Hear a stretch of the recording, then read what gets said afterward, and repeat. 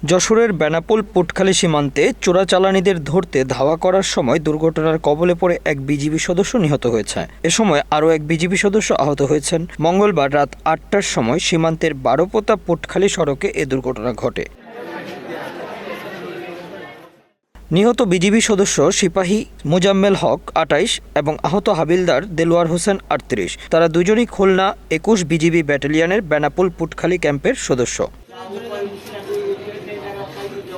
Khulna ২১ BGB ব্যাটালিয়নের Putkhali ক্যাম্পের company commander সুবেদার মুন্সি সলিমুল্লাহ জানান, গোয়েন্দা সূত্রে খবর পেয়ে রাত ৮টার দিকে একদল চোরাচালানি পুটখালী সীমান্ত দিয়ে মালামাল নিয়ে বারোপোতা বাজারের দিকে যাওয়ার সময় বিজিবির নিয়মিত টহল দলের সদস্যরা মোটরসাইকেল যোগে চোরাচালানিদের ধাওয়া করলে দ্রুত গতির কারণে রাস্তার পাশে কালভার্টের সাথে ধাক্কা লেগে দুইজন বিজিবি সদস্য আহত হন। তাদের উদ্ধার করে শার্শা উপজেলা স্বাস্থ্য কেন্দ্রে নিয়ে গেলে কর্তব্যরত চিকিৎসক সিপাহী মোজাম্মেল হককে মৃত ঘোষণা করেন এবং তার সঙ্গে থাকা হাবিলদার দেলোয়ার হোসেনকে গুরুতর আহত অবস্থায় যশোর মেডিকেল হাসপাতালে পাঠানো হয়েছে।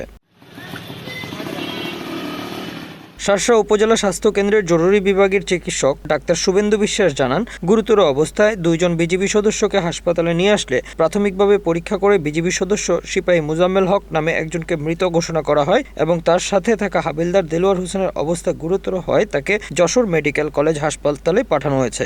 পরে তাকে উন্নত চিকিৎসার জন্য ঢাকায় রেফার করা হয়। Bangla affairs news desk.